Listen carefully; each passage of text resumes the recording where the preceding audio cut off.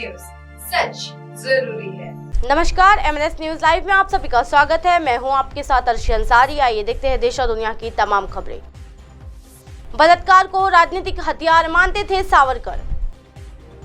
संजय राउत ने दिया encounter specialist का उदाहरण। बीजेपी आज कर सकती है पहले चरण के नामों का ऐलान।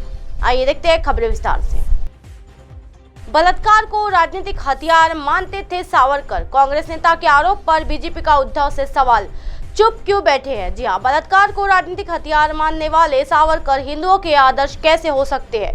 महाराष्ट्र एक महिला कांग्रेसी नेता शिवानी वडेट्टीवार ने ये सवाल उठाया है। शिवानी वडेट्टीवार महाराष्ट्र के दिग्गज कांग्रेसी नेता और महाविकास आघाड़ी सरकार में मंत्री रह चुके विजय वडेट्टीवार की बेटी है। जी हाँ, शिवानी वडेट्टीवार ने अपने एक भाषण का वीडियो ट्वीट किया है। जी हाँ, इसके बाद महाराष्ट्र की राजनीति में कोहराम मच गया है। बीजेपी नेता उद्धव ठाकरे पर हमले करते हुए सवाल कर रहे हैं कि वे सावरकर के इस अपमान के बाद भी चुप बैठे रहेंगे या कुछ बोलेंगे। जी हाँ, शिवानी वडेट्टीवार का ये वीडियो बीजेपी नेताओं की ओर से ट्वीट किया जा रहा है और ठाकरे गुट से ये सवाल किया जा रहा है कि जिस विनायक दामोदर सावरकर को बाला साहेब ठाकरे अपना आदर्श मानते थे, उनका कांग्रेस की ओर से बार बार अपमान हो रहा है और उद्धव ठाकरे ऐसा होते हुए बस देख रहे हैं। जी हाँ, सत्ता के लिए उनका ये कांग्रेस से ये कैसा समझौता, उनकी ये कैसी लाचारी है? जी हाँ, बलात्कार को राजनीतिक हथियार मानने वाले सावरकर हिंदुओं के आदर्श कैसे?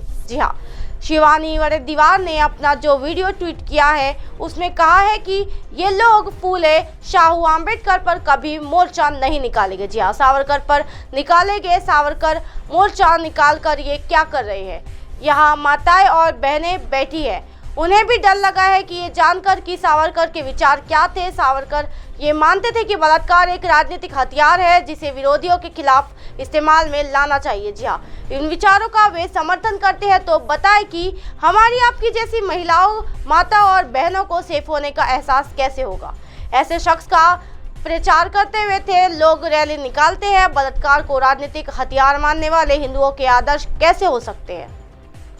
जी हाँ, राहुल गांधी ने सावरकर मुद्दे पर दी जबान को लगाम, बाकी कांग्रेसी नहीं रहे मान। जी हाँ, बता दें कि बीजेपी और शिंदे की शिवसेना का ये आरोप हमेशा से रहा है कि उद्धव ठाकरे बाला साहेब ठाकरे के विचारों से समझौता कर कांग्रेस के साथ चले गए। जी हाँ, हालांकि जब राहुल गांधी ने संसद की सदस्यता खत्म होने के बाद माफी मांग लेने की सलाह दिए जाने पर यह बयान दिया था कि वे गांधी है, सावरकर नहीं। जी हाँ, इसलिए माफी नहीं मांगेंगे। इसके बाद उद्धव ठाकरे ने अपने एक सभा में कहा था कि सावरकर का बयान बर्दाश्त नहीं किया जाएगा।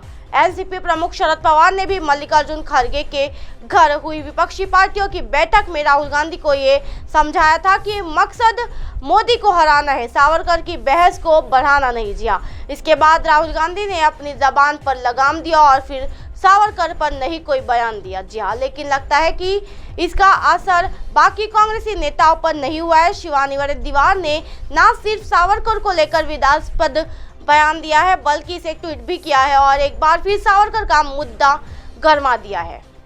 संजय राउत ने दिया इनकाउंटर स्पेशलिस्ट का उदाहरण, शायद भूल गए सचिन। जी हाँ, असद अहमद के इनकाउंटर पर सवाल उठाने की कोशिशें हो रही है। जी हाँ, कोई नेता एनकाउंटर्स को फर्जी बता रहा है तो कोई उसे ये कहकर फर्जी बताने की कोशिश कर रहा है कि फैलाने जगह पर भी एनकाउंटर होते थे। जी हाँ, करने वाले लोग जेल में हैं। कुछ ऐसा ही मामला उठाया है संजय राउत ने। जी हाँ, शिवसेना नेता राज्यसभा सांसद संजय राउत ने कहा है कि कभी मुंबई में सबसे ज्यादा एनकाउंटर होते थे, लेकिन करने वाले जेल में हैं। जी हाँ, क्या खूब याददाश्त है राउत साहब की। जी हाँ, वैसे राउत साहब ने बात बढ़िया कही है कि पूरा मुखौटा ही उतार कर रख दिया है। मुसलमान अपराधियों के एनकाउंटर पर जश्न इनकी पार्टी भी मनाती थी, हिंदू अपराधियों के एनकाउंटर पर विरोध प्रदर्शन भी करती थी। खैर छोड़िए, हम आपको एक किस्सा हाल फिलहाल का बताते हैं। जी हाँ, मुंबई में कुछ समय पहले ही सावरकर सरकार थी, कांग्रेस, एनसीपी, शिवसेना की मिलीजुली नाम दिया गया। जी हाँ, महाविकास आघाड़ी। गृह मंत्री बने थे अनिल देशमुख। उसी जमाने में शाहरुख खान के लड़के को उठा लिया गया। जी अंबानी को धमकी दी गई। 100 करोड़ वसूली के टारगेट का खुलासा हुआ। मंत्री अनिल देशमुख को जेल जाना पड़ा। प्यादा कौन था? जी सचिन वाजे वसूली गैंग। प्यादे की याद हम दिला देते हैं, प्यादा सचिन वाजे, जी हाँ, जो अब अनिल देशमुख के गले की फांस बन गया है। वो पहले नौकरी में रहते हुए 17 साल तक सस्पेंड रहा। आरोप था कि जुडिशियल कस्टडी में मर्डर का, जी हाँ, शिवसेना का कार्यकर्ता बना।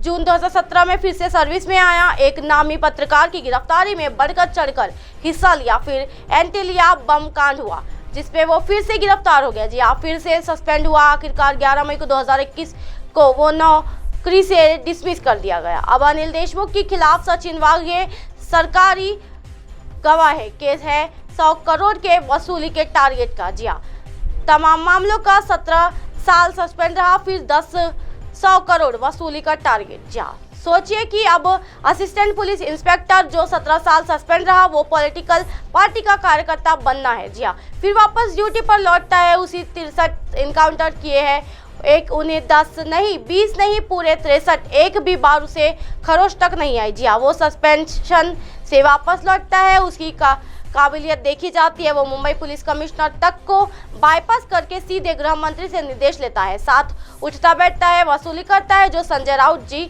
आपसे सही याद बताया है। जी हाँ, कि कैसे मुंबई में एनकाउंटर होते थे, लोग सालों साल सस्पेंड रहते थे, आपकी खिचड़ी सरकार में सीधी वसूली करने लौट आते थे। तो राउत जी, महाराष्ट्र में सरकार बदल चुकी है, वसूली वाला जेल में है, लेकिन ये उत्तर प्रदेश है, बस इतना याद रखिए। जी हाँ, संजय राउत ने याद दिलाया मुंबई का हाल। संजय राउत साहब ने साफ कहा कि सबसे ज्यादा इनकाउंटर मुंबई में होते थे। दौर था डी कंपनी अंडरवर्ल्ड का। जी हाँ, इनकाउंटर करने वाले इनकाउंटर स्पेशलिस्ट कहलाते थे, लेकिन उनमें से अधिकतर को जेल जाना पड़ा क्योंकि मुंबई के कुछ लोग कोर्ट गए, ऐसे इनकाउंटर्स के खिलाफ सबूत भी लेकर गए। जी हाँ, स्पेशलिस्ट लोगों को जेल जाना पड़ा, कुछ को जांच शुरू होते ही तो कुछ को जांच खत्म होने के बाद। प्रत्याशियों की लिस्ट तैयार, बीजेपी आज कर सकती है पहले चरण के नामों का ऐलान। जी हाँ, भाजपा ने मैराथन माथापच्ची के बाद पहले चरण के मेयर, नगरपालिका अध्यक्ष और पार्षद पद के चेहरे तय कर लिए। जी हाँ, इन्हें लेकर पहले शुक्रवार को सुबह तड़के से देर शाम तक भाजपा मुख्यालय पर क्षेत्रवार मंथन चला। जी हाँ, फिर मुख्यमंत्री योगी आदित्यनाथ की मौजूदगी में 5 कालिदास मार्ग में हुई भाजपा कोर कमेटी की बैठक में मेयर और जिला मुख्यालय वाली नगरपालिकाओं के प्रत्याशियों के नामों की सूची को अंतिम रूप दिया गया। मेयर प्रत्याशियों की सूची पर दिल्ली की मुहर लगेगी। इसे लेकर प्रदेश अध्यक्ष और संगठन मंत्री शनिवार की सुबह दिल्ली जा सकते हैं। आज शाम तक पार्टी पहले चरण में प्रत्याशियों का ऐलान करेगी। जी हाँ, पहले चरण में राजस्थानी, लखनऊ सहित प्रदेश के 9 मंडलों के 37 जिलों में निकाय चुनाव होने के गुरुवार रात अवध क्षेत्र में प्रत्याशियों के पैनल की स्क्रीनिंग के बाद शुक्रवार को सुबह तड़के से बाकी क्षेत्रों की बैठकों का सिलसिला शुरू हो गया था। इन बैठकों में प्रदेश भाजपा अध्यक्ष भूपेंद्र सिंह चौधरी, प्रदेश महामंत्री संगठन धर्मपाल सिंह के अलावा क्षेत्रीय अध्यक्ष और क्षेत्रीय प्रभारी मौजूद रहे। सूत्रों की माने तो दोपहर में प्रदेश अध्यक्ष और महामंत्री संगठन सीएम आवास गए, वहां 2.5-3 घंटे तक नामों पर चर्चा हुई। जी हाँ, प्रदेश स्तरीय स्क्रीनिंग कमेटी में खासतौर से क्षेत्रवार ऐसी सीटें पर मंथन हुआ जहां नामों पर एक राय नहीं बन पाई। जी हाँ, पार्षद और नगरपालिका अध्यक्षों की तमाम सीटें ऐसी थी जहां जिला संगठन की सांसद विधायकों की पसंद बिल्कुल जुदी थी। जी हाँ, इसी में कई जगह टकराव की स्थिति बनी। मेयर के चेहरे पर दिल्ली से भी चर्चा। जी हाँ, वही अंतिम फैसला। शाम को मुख्यमंत्री आवास में पार्टी की कोर कमेटी की बैठक हुई। इसमें सीएम योगी के अलावा प्रदेश भाजपा अध्यक्ष, महामंत्री संगठन, उप मुख्यमंत्री द्वय केशव प्रसाद मौर्य व ब्रजेश पाठक मौजूद रहे। जी हाँ, पहले 17 नगर निगमों के महापौर पद के चेहरे पर चर्चा की गई, फिर जिला मुख्यालय वाली 58 नगर पालिकाओं के अध्यक्ष पद के प्रत्याशियों पर बात हुई। जी हाँ, सभी नामों पर सहमति बनाने के बाद मेयर प्रत्याशियों के नाम पर दिल्ली से स्वीकृति ली जाएगी। अब आप हमारे चैनल को आपके मोबाइल पर भी देख सकते हैं। मोबाइल ऐप पर देखने के लिए प्ले स्टोर से MNS news TV app download करें। इंस्टा, लिंक, ट्विटर, हाइटकुक, फेसबुक और कई सोशल मीडिया के प्लेटफॉर्म पर हमारा चैनल उपलब्ध है। आप इसे यूट्यूब पर भी देख सकते हो। आप हमारे चैनल को लाइव भी देख सकते हो www.mnsnews.com पर। फिलहाल वक्त तो चला दर्शकों ब्रेक का। ब्रेक से लौटने के बाद देखिएगा देश और दुनिया की तमाम खबरें। बने रहिए एमएनएस न्यूज पर। नमस्कार।